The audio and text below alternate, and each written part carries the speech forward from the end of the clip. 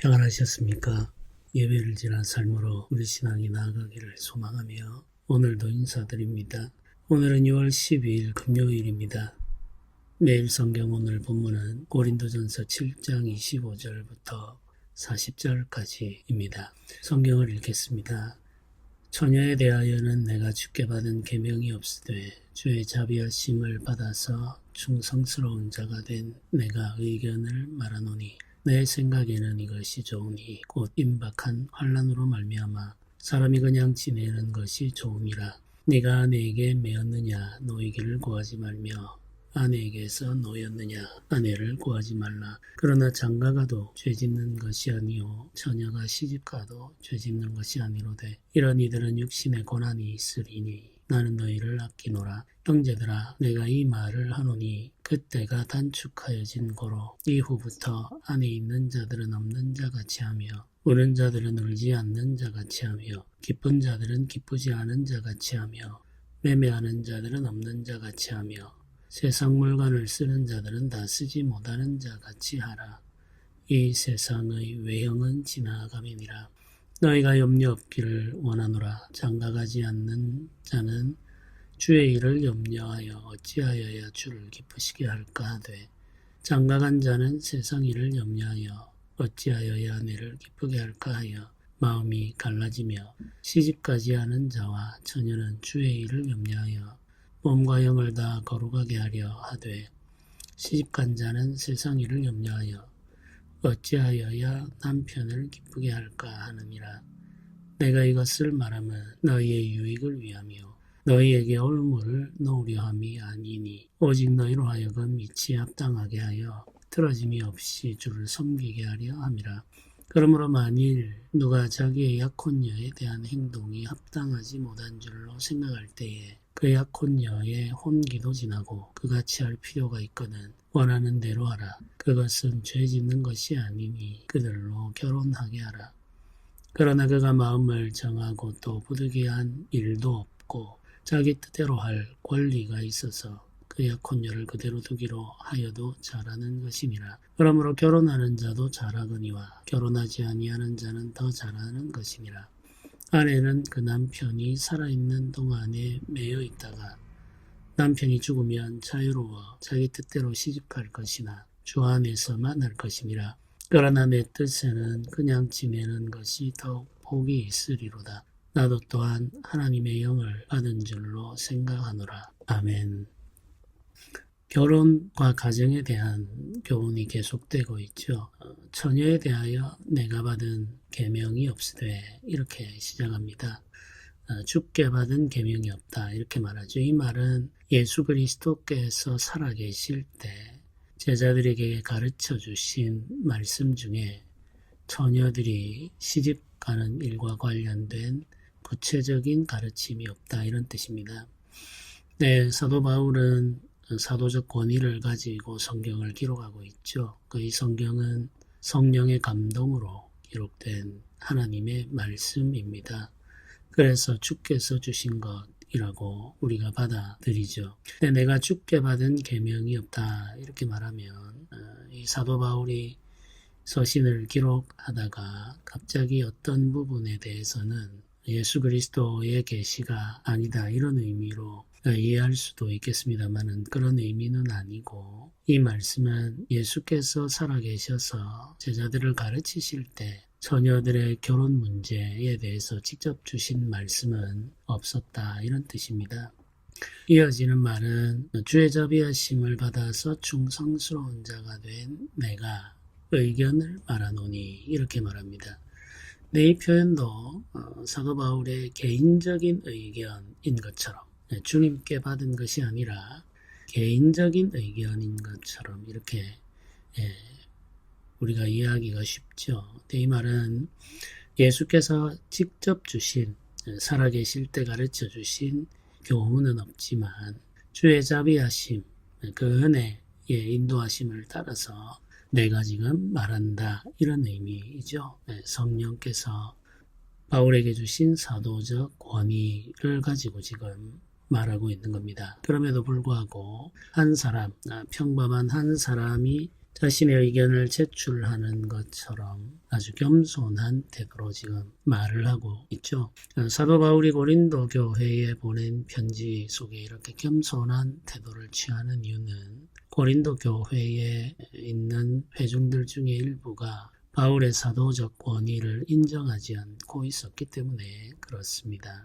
그런 사람들을 이해하고 배려하면서 겸손하게 지금 말을 하고 있는 거죠. 겸손한 태도로 말을 하면서 그들이 스스로 사도 바울이 전하는 이 하나님의 말씀을 살펴서 판단하기를 바라고 있는 겁니다.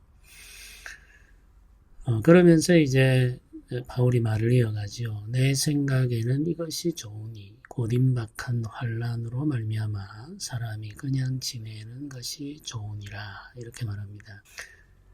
혼자 지내는 것이 그러니까 결혼하지 않고 혼자 지내는 것이 더 나은 선택이다 이렇게 말하는데 이유가 있죠. 그 이유는 임박한 환난 때문이라고 말을 하고 있습니다. 금욕주의자들은 결혼을 부정한 것으로 생각하고 혼인을 금했습니다. 네, 그들의 입장과 사도 바울의 입장에는 차이가 있다는 이야기죠. 결혼이 부정한 일이기 때문에 금하는 것이 아니고 또 무엇보다 중요한 것은 결혼은 금할 수 있는 것이 아니라는 거죠. 하나님께서는 결혼을 선하게 생각하시고 또 결혼의 창시자가 하나님이시기 때문에 결혼을 금지할 수는 없죠. 그러나 환난의 때가 임박하여 있기 때문에 혼자 지내는 것이 훨씬 더 나은 선택이 된다는 사실을 지금 말하고 있는 겁니다. 우리가 이제 환난의 때를 지나가게 될 때에는 결혼하여 함께 있게 되면 여러 가지 시험과 시련을 지나갈 수밖에 없는 거죠. 그러니까 혼자 있는 것이 환난의 때를 지나가고 환난의 때를 견뎌낼 때 훨씬 더 좋은 조건이 되는 것은 너무나도 당연하고 상식적인 일이 되겠습니다. 이제 환난의 때가 임박하여 있기 때문에 결혼하지 않고 혼자 있는 것이 훨씬 더 나은 선택이 되지만 이미 결혼한 사람들의 경우에는 그 환난의 때를 준비하기 위해서 혼인 관계를 끊어버릴 수는 없다라고 또 이어서 설명을 하죠. 아내에게 매였느냐 노이기를 구하지 말며 아내에게 노였느냐 아내를 구하지 말라 이렇게 말합니다. 아내에게 매였다는 말은 지금 아내가 있다는 말이죠. 그러면 그 혼인관계를 유지하라고 말합니다. 근데 아내가 없다면 굳이 아내를 구하지 말라는 이야기죠. 혼자 지내는 것이 이 환난의 때에 더 좋은 선택이 되기 때문에 굳이 아내를 구하지 말라 이렇게 말합니다. 그러면서 아주 중요한 한 가지 원리를 설명하죠. 장가가도 죄 짓는 것이 아니요 시집가도 죄 짓는 것이 아니다. 이러면서 중요한 한 가지 원리를 제시하고 있습니다. 예수 그리스도 안에서 우리가 경건하게 살고자 할 때에 혼인이라고 하는 것은 결코 죄가 되지를 않습니다. 금욕을 주장하면서 혼인을 부정한 것으로 생각해서는 안 된다는 이야기죠. 하나님께서는 우리가 가정을 이루어 살아가는 것을 기뻐하시고 또 원하시죠. 반드시 결혼을 해야 한다. 이렇게 주장하는 것은 적절하지가 않겠습니다. 결혼하지 않는 것이 죄다. 하나님의 뜻을 어기는 거다. 혹은 창조의 원리를 어기는 거다. 이렇게 말을 하는 것도 지나치죠. 이제 결혼을 할 것인가 결혼을 하지 않을 것인가 하는 문제는 우리가 선택할 수 있는 문제이고 이 문제에 대한 우리의 선택은 하나님께서 우리에게 원하시는 것이 무엇인지를 살피는 것으로 시작을 해야 합니다. 결혼하는 것도 좋은 일이고 결혼하지 않는 것도 악한 일이 아닙니다. 반대의 경우도 마찬가지죠. 결혼하지 않고 혼자 사는 것도 좋은 일이고 결혼하는 것도 죄가 아닙니다. 우리는 이제 이 두 가지 모두 다 가능하다는 사실을 생각하면서 살아가야 되고 우리 이웃들이나 우리 자녀들의 선택에 대해서도 그런 열린 마음을 가지고 있을 필요가 있겠죠. 특히나 요즘 비혼을 주장하는 젊은이들이 많은 시대이기 때문에 부모님들이 걱정이 많습니다. 네, 부모님들의 걱정을 저도 이해를 하고 있고 또 제가 기도하고 바라기는 믿음의 가정을 이루어 살기를 소원하는 마음이 있고 그 믿음의 가정을 이루어 살아가는 삶 속에 하나님이 주시는 복이 있다는 사실을 알지만 우리가 젊은 이들의 선택 자체에 대해서 정죄하거나 판단하지 않도록 조심하는 것도 어른들에게 필요한 태도라고 생각을 합니다. 그러면서 이어지는 표현들은 이렇죠. 형제들아 내가 이 말을 하노니 그때가 단축하여진 거로 이후부터 안에 있는 자들은 없는 자같이 하며 우는 자들은 울지 않는 자같이 하며 기쁜 자들은 기쁘지 않은 자같이 하며 매매하는 자들은 없는 자같이 하며 세상 물건을 쓰는 자들은 다 쓰지 못하는 자같이 하라 이렇게 표현하고 있습니다. 때가 단축하여졌다 이 말은 이제 환란이 임박하여 있다 이런 뜻이죠. 주님께서 다시 오실 날이 더 가까워졌다 이런 말입니다. 그러니까 우리가 이제 무엇을 가지고 있고 무엇을 누리고 있든지 다 간에 그것들은 다 이제 지나가는 것임을 알고 살아야 한다 이런 의미입니다. 이 세상의 외형은 지나갑니다. 이렇게 말하죠. 지금 우리가 가지고 있는 모든 것, 우리가 누리고 있는 모든 것, 이 세상에 존재하는 모든 것, 이런 모든 것들이 다 사라지고 없어질 것임을 생각하고 살아가라 이런 말이죠. 있는 것이 없는 것처럼 될 것이 분명하기 때문에 있는 존재하는 모든 것들이 잠시 있다가 사라지는 그런 안개와 같은 것임을 알고 살아가라 이런 뜻입니다. 그러니까 그 속에는 우리의 가정, 우리의 결혼 관계도 포함되어 있다는 의미죠. 이 땅에서 우리가 경험하게 되는 좋은 모든 것들, 우리가 누리고 있는 모든 관계들, 이런 관계들도 잠시 있다가 없어지는 것이기 때문에 그런 믿음을 가지고 살아간다면은 결혼이라고 하는 것이 그렇게 크게 중요한 문제가 아니다. 이런 의미로 우리가 이해를 할 수가 있겠습니다. 주님의 재림 그리고 임박한 환란을 생각한다면 세상에서 의미 있는 것이 뭐가 있겠습니까? 사실 아무것도 의미가 없죠. 우리가 하나님의 심판, 언젠가 있을 하나님의 심판, 천국과 지옥으로 갈라지는 영원한 심판을 생각한다면 이 세상에서 우리가 정말 중요하게 생각하는 모든 것들이 다 가벼워지죠. 죽음이라고 하는 것 앞에서는 모든 것이 가벼워지고 무가치해지지 않습니까? 마찬가지죠. 주님의 재림, 임박한 환란 그 앞에는 모든 것이 가벼워지고 무가치해집니다. 이제 이 세상의 모든 것이 지나간다 이렇게 지금 표현하고 있죠. 그 속에는 결혼 관계도 포함되어 있으니까 이 문제에 지나치게 집착하지 않도록 하라 이런 의미로 우리가 이해하면서 이 말씀들을 묵상하면 되겠습니다. 32절은 너희가 염려 없기를 원하노라 이렇게 말합니다. 염려라고 하는 말은 마음이 갈라지는 상태, 마음이 나누어져 있는 상태 이런 의미입니다. 그래서 너희가 마음이 나누어져 있는 상태가 되지 않기를 원하노라 이런 말이죠. 장가가지 않은 자는 주의 일을 염려하고 장가간 자는 어떻게 하면 아내를 기쁘게 할까를 염려한다 이런 말이에요. 결혼을 하면 당연히 아내에 대한 책임이 있죠. 의무도 생깁니다. 결혼한 이후에 출산을 하게 되면 자녀들에 대한 책임과 의무도 생기게 되죠. 배우자에 대해서 책임을 다하는 것, 그리고 자녀에 대해서 책임을 다하는 것은 마땅한 일이죠. 하나님께서 기뻐하시는 일이고 원하는 일입니다. 배우자를 무시하고 하나님만 섬기고 하나님만 기쁘게 하겠다라고 말할 수 없다는 이야기죠. 우리가 종종 이런 질문을 할 때가 있습니다. 결혼한 사람들이 주님을 섬기며 살아가는 삶과 배우자를 섬기며 살아가는 삶, 이 둘 사이에서 갈등을 할 때가 있다는 이야기죠. 자녀들도 포함할 수 있습니다. 자녀를 사랑하며 섬기는 삶과 주를 섬기며 살아가는 삶 사이에서 우리의 마음이 나누어질 때 내가 온전히 주님만 섬기며 살아가야 하는데 그러지 못해서 힘들다라고 말하는 분들을 만날 때가 있죠. 오늘 우리가 읽은 이 고린도전서 7장의 말씀이 그런 느낌을 준다고 생각하기 때문에 그런 거죠. 그런데 이 말씀은 지금 우리의 마음이 나누어져서 주를 섬기는 마음과 배우자를 섬기는 마음으로 나누어져서 그게 심각한 죄가 된다. 이런 의미로 말하는 것은 아닙니다. 네, 이건 그냥 현상에 대한 이야기입니다. 배우자가 있는 사람은 주를 섬기고자 하는 마음과 배우자를 섬기고자 하는 마음으로 나누어질 수밖에 없다는 이야기죠. 그 현상을 그냥 표현하고 있는 겁니다. 이건 너무나도 당연한 것이고 이건 마땅히 해야 될 일이죠. 근데 그걸 죄악시하거나 나쁜 일로 판단하지 않는다는 사실을 우리가 이해할 필요가 있겠죠.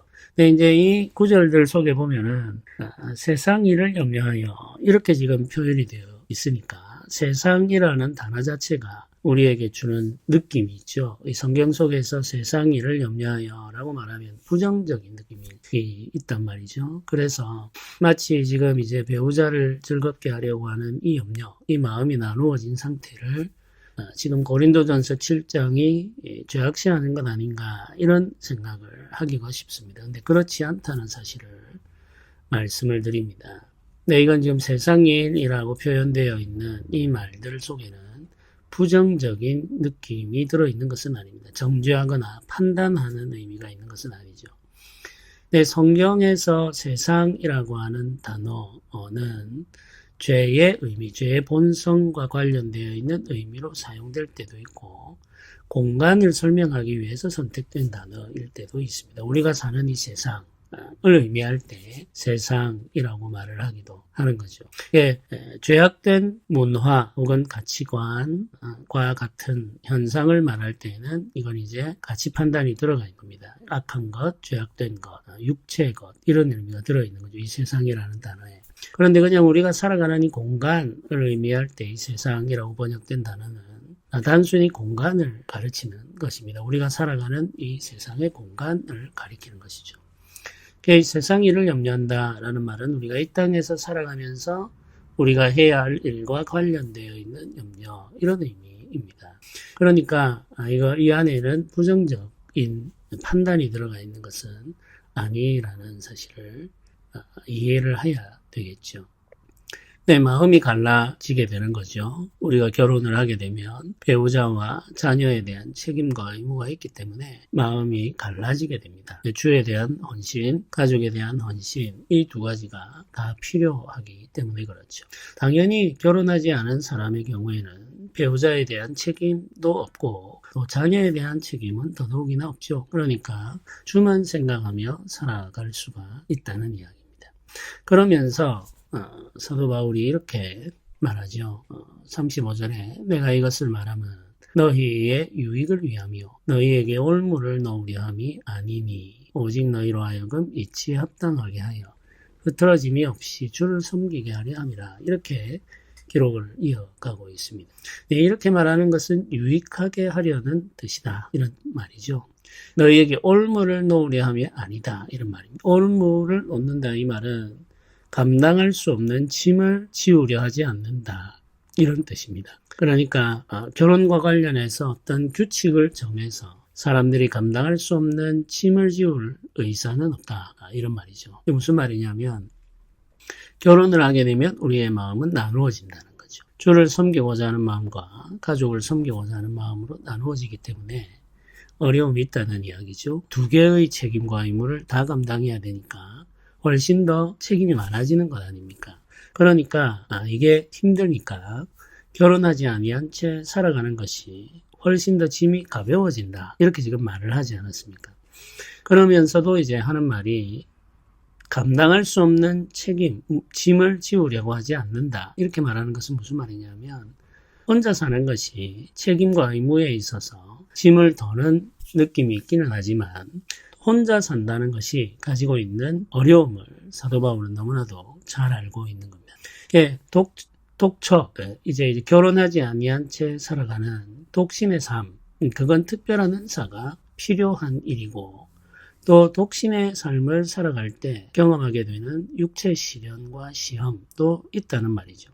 사도 바울은 그 사실을 너무나도 잘 알고 많은 사람들은 독신의 은사를 가지고 있지 않기 때문에 결혼하여 사는 것이 마땅한 것이죠. 더 많은 책임과 의무를 지게 된다 하더라도 독신의 은사가 없는 사람은 독신의 삶을 유지하기가 어렵습니다.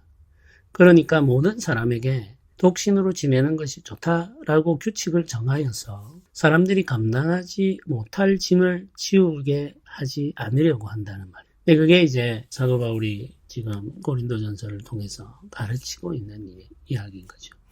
근데 지금 이제 우리가 현실적으로 여러 가지를 고려해 볼 때, 환란이라고 하는 것을 고려해 볼 때, 임박한 환란을 고려할 때 혼자 지내는 것이 더 낫다. 우리가 져야 할 책임과 의무를 생각해 볼 때 주만 섬기며 사는 것이 훨씬 더 낫다. 결혼하지 아니한 채. 그러나 독신으로 사는 삶의 위험과 독신으로 사는 삶의 어려움이 있기 때문에 모든 성도들에게 독신의 삶이 마땅하다라고 규칙을 정하여서 무거운 짐, 감당할 수 없는 짐을 지우려고 하지 않는다. 이렇게 말하는 거죠. 결혼해도 되고 결혼하지 않아도 된다. 결혼하였을 때 이점이 있고 결혼하지 않았을 때 이점이고 결혼하였을 때 져야 될 짐이 있고 결혼하지 않았을 때 져야 될 짐도 있습니다. 어느 것이 더 힘든가 하는 것을 단순하게 말을 할 수는 없죠.